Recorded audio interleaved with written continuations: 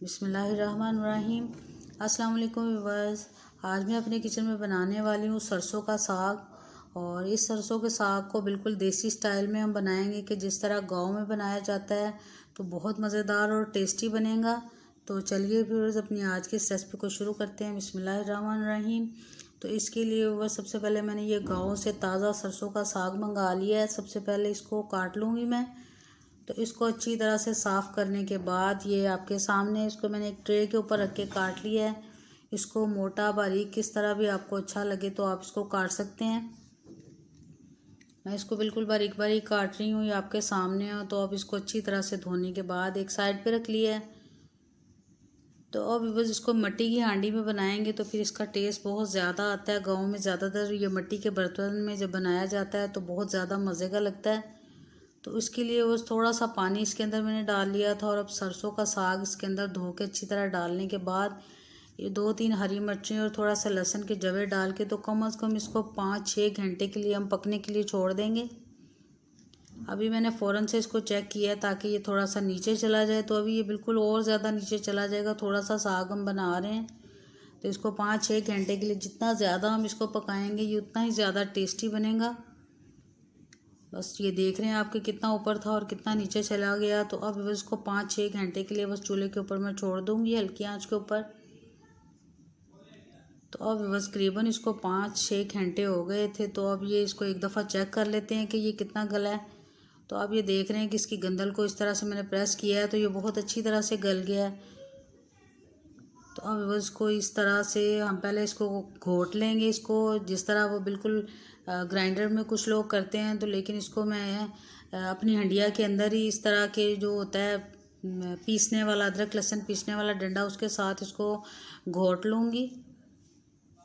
ज़रा एहतियात के साथ घोटिएगा। ये हमारी जो हांडी है ये टूट भी सकती है ज़्यादा अगर हम ज़ोर लगाएंगे।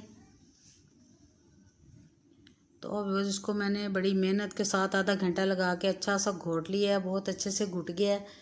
तो अब बस इसके अंदर थोड़ा सा आटा डाल लेंगे और आटा डाल के उसको अच्छी तरह से पकाएंगे। और इतना पकाएंगे कि इसका अपना पानी बिल्कुल खुश्क हो जाए। और आप देख रहे हैं कि कितना ज़बरदस्त सा हमारा जो साग है वो घुल गया, घुट गया है, बिल्कुल ये ग्राइंड की तरह से हो गया है। तो इसको एक साइड पे रख लेंगे। और अब इसका बस तड़का तैयार करेंगे। तो उसके लिए ये घी मैंने थोड़ा सा अपने फ्राइंग पैन के अंदर डाल लिया है। और अब इसके अंदर ये अदरक का पेस्ट जिसको मैंने 4-5 हरी मिर्चों के साथ सिल पे पीसा था वो डाल ली हूँ इसके अंदर। और इसको डालने के बाद भी खूब अच्छा से इसको भूनेंगे।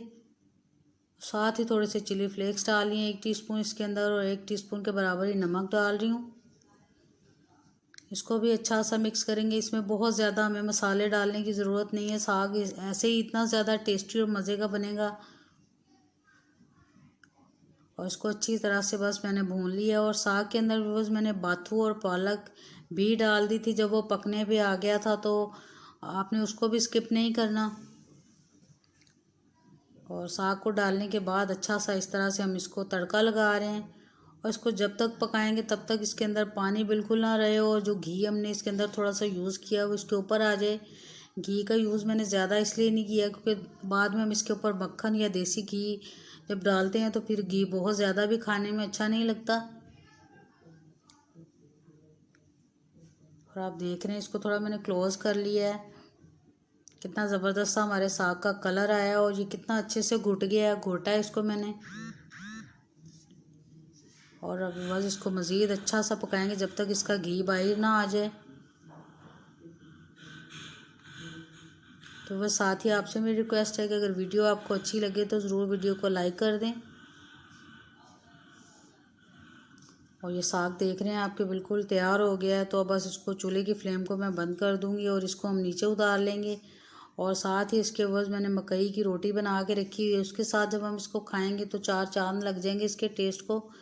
और थोड़ा सा हरा धनिया, थोड़ी सी हरी मिर्च लुक वाइज भी अच्छी लगती है। और टेस्ट में भी हरी मिर्च जब फ्रेश आती है खाने में तो बहुत ज़्यादा मज़े का लगता है हमारा साग।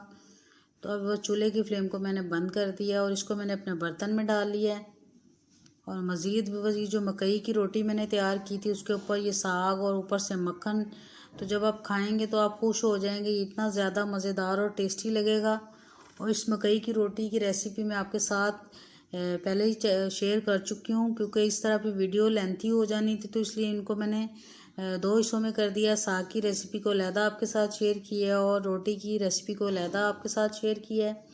उम्मीद है कि दोनों रेसिपीज़ आपको बहुत अच्छी लगेंगी, बहुत पसंद आएंगी।